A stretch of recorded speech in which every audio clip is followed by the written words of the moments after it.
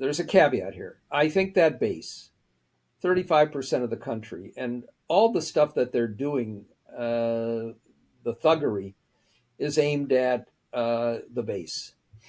And by the way, one other thing that I would like to see done, I'd like to see um, decent billionaires. Maybe Mark Cuban would be a part of that coterie, who would now do and fund a massive media campaign across all types with videos of what they're doing in these cities, of throwing a woman to the ground, beating the shit out of her, and then having the guy who did it be suspended for a day and then reinstated. Showing a veteran in his late 60s standing there talking to a couple of ICE and other people, being violently thrown to the ground with his wife getting a concussion. The reason is a whole lot of voters, including most of those Trump voters who watch Fox, don't know that this stuff is happening or accept the lies that this is because of riots and that the ones who are provoking it all are the ones who are being slam dunked and beaten up and arrested, so that we can change the narrative on this. That's one part of it. But what we also know is a large share of that base, even if they've been motivated in the past more by tribal and social issues than anything else, are really hurting economically.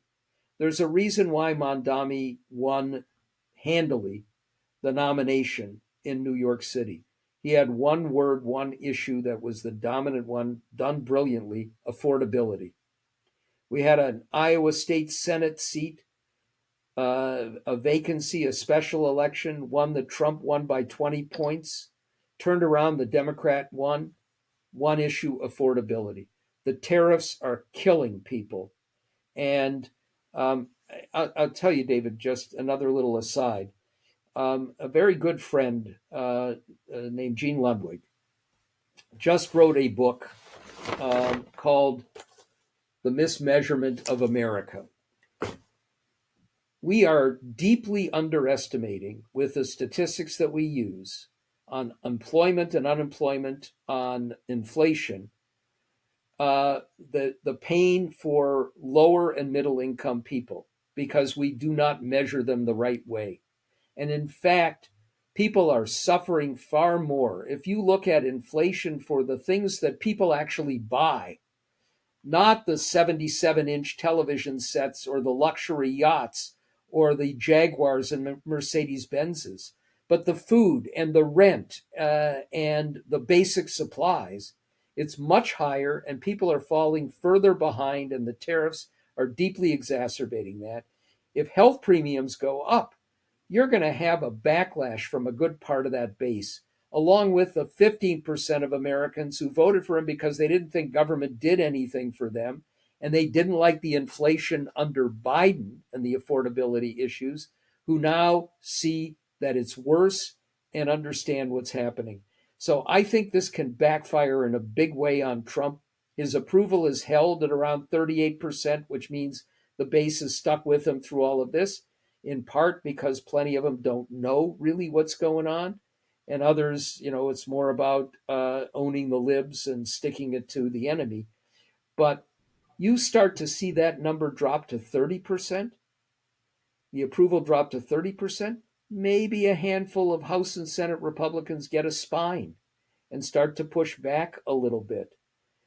I think we have a real prospect of those things happening. Now, Trump's going to respond to that by uh, uh, basically getting even meaner and more vicious and more violent. But we need to have something happen that begins to erode his support even further. And I think it's because he's screwed up big time on the issues that really matter to people in their daily lives. Yeah, well, and I think that largely is because he doesn't care about Yeah, them. But as my sure. last question here, um, you know, people are looking ahead to next year as the 250th anniversary of the signing of the Declaration of Independence. Trump's also looking ahead to his next birthday. He announced he's going to have a professional wrestling match on the South Lawn of the White House to mark his next birthday, bound to. It ought to be a sumo wrestling match Well, to really we make could it have some of those part of Texas him. National Yeah, Guard yeah.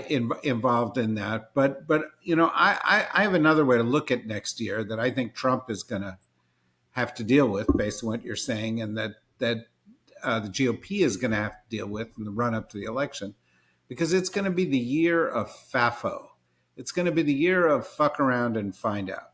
You know, you could have Donald Trump imposing all of these kind of crazy laws and doctrines and so on and so forth throughout this year, but the price of healthcare hasn't gone up yet. And you know, you said it could go up 3 times. There are 2 states in which the healthcare premiums will actually quadruple under this. But you know, the people haven't really felt the sting of the inflationary pressures from these crazy tariffs. Um, Trump and company are not feeling the fact that there is going to be a steady flow of videos of their abuses. But there are even others. You know, today, the price of gold, I'm sure you watch this carefully because you have a basement full of it, but the price of gold hit $4,000 an ounce. And you know, you might think, well, that's irrelevant and it's just a bunch of survivalists or it's just a bunch of speculators or whatever. That's not why this is happening. What's happening is that the world is losing faith Yep. in the United States government. And that is going to be, you know, when you talk about fuck around, find out, if the dollar is not the world's reserve currency and somebody starts to replace it, you know, Trump thinks he can capitalize on that with crypto, but the Chinese have a different idea. If the dollar is not the reserve currency, if the U.S. can't borrow at preferred rates because you know, nobody trusts us any longer, you know, that makes a big difference when you have giant deficits, as the United States does. There are other ways that this fucking around is going to produce finding out that are going to be hugely painful.